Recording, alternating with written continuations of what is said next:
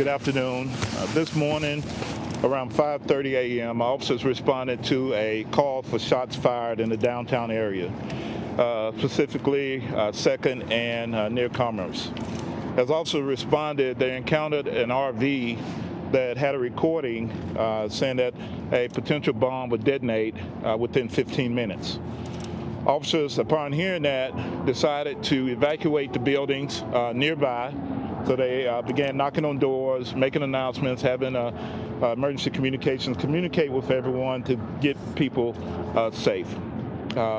Shortly after that, the RV exploded. We had one officer that was knocked to the ground. Another officer is fine.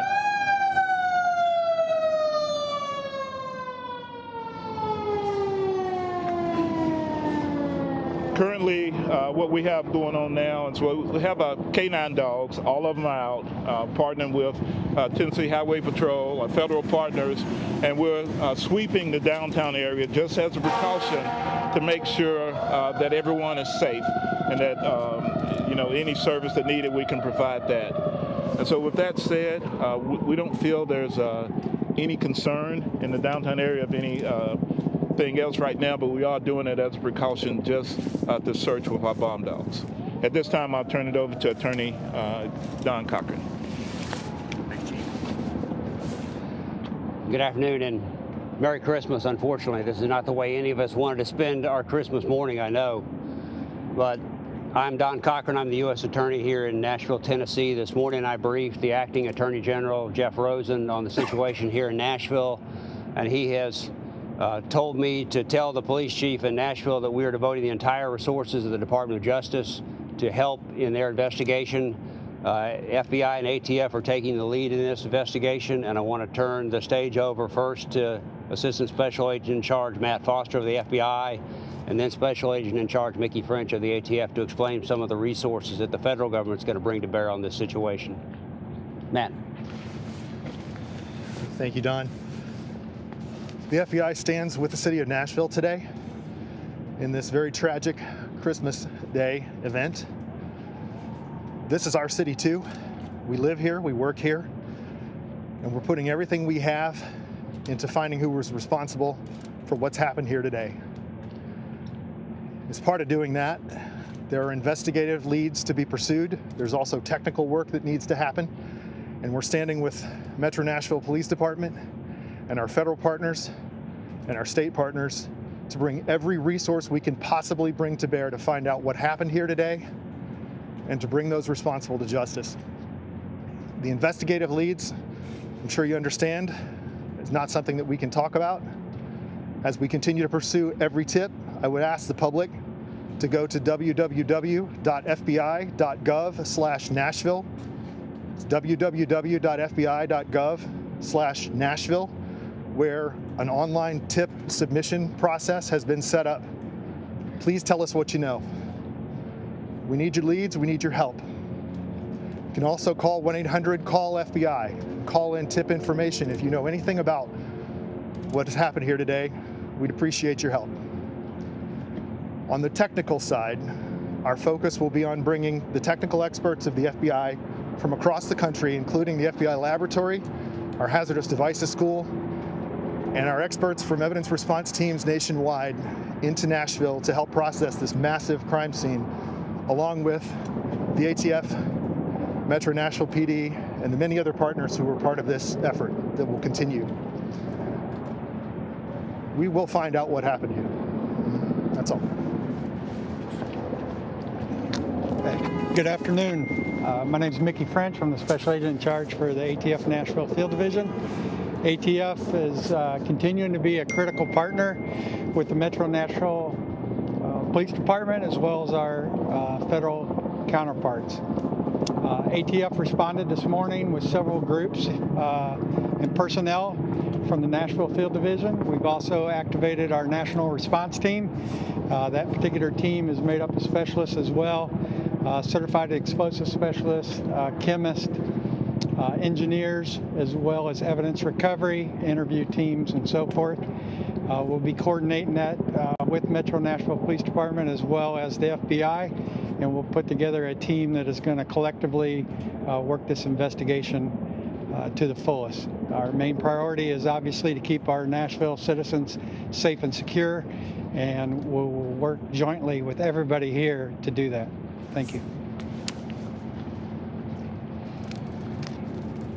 Good afternoon.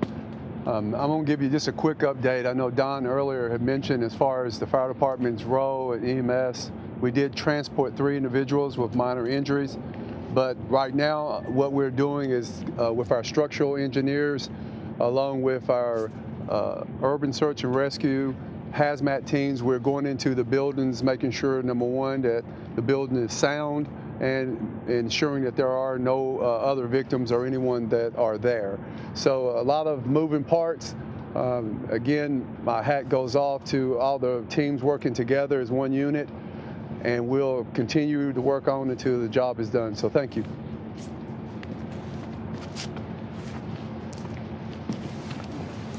All right, ladies and gentlemen, that's the update as we know it at present. If there is another briefing for this afternoon, we'll let you know.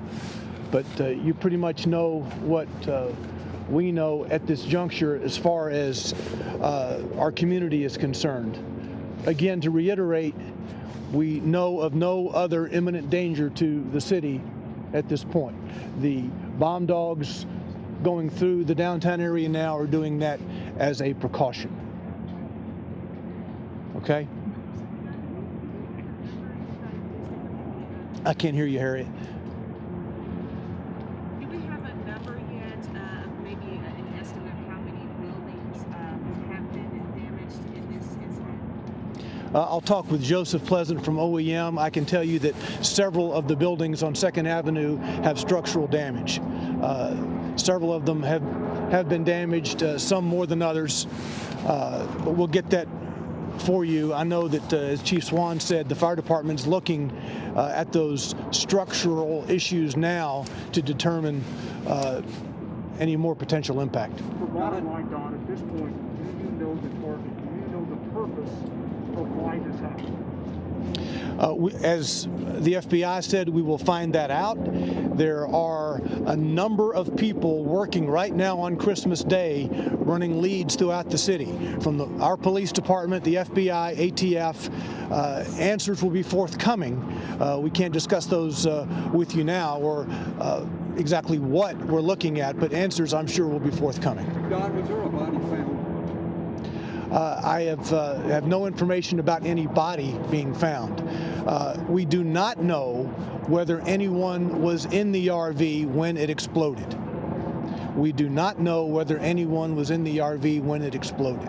So I can't tell you at this point whether there's a potential for a fatality in that scenario. The megaphone that was warning people to leave, do we know if that was coming from the truck? Was it coming from somewhere else? Do we know? It is believed it was coming from the RV. Coming from the RV? Yes. Dying, or was it someone saying? There were announcements coming from the RV, and that's the extent of what we can say at this point. Is there any surveillance footage that police are investigating right now? There are cameras throughout this downtown area. Yes, we have been reviewing downtown cameras, and that is all part of the totality of the investigation. Don, you mentioned some people may have been taken to Central Precinct, whether they were just witnesses to give a statement, to share what they saw. Has anything come to fruition from that that you can share? Just providing more pieces to the puzzle, more information. As Chief Drake said, we had a number of officers, several officers on 2nd Avenue who were working to protect the public when the explosion occurred. As he said, one of those officers was knocked off his feet. We have some counselors with our officers. Our behavioral health folks are with those officers, ensuring that they're okay. I mean, they went through a very traumatic experience themselves. Can you speak to just, I mean, really, it's amazing how these officers and first responders run into the face of danger.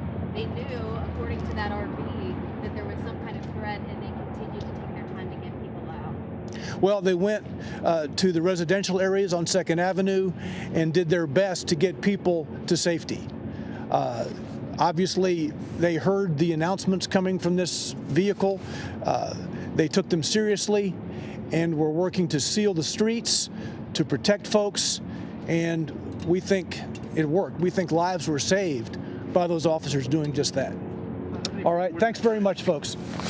Don, can we ask one final question? Just really quickly about the location. It's close to 18.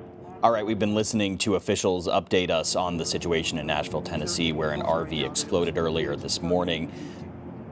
The vehicle explosion occurred outside 166 2nd, the AT&T building. We do not know if that was a coincidence or whether that was the intention. Okay?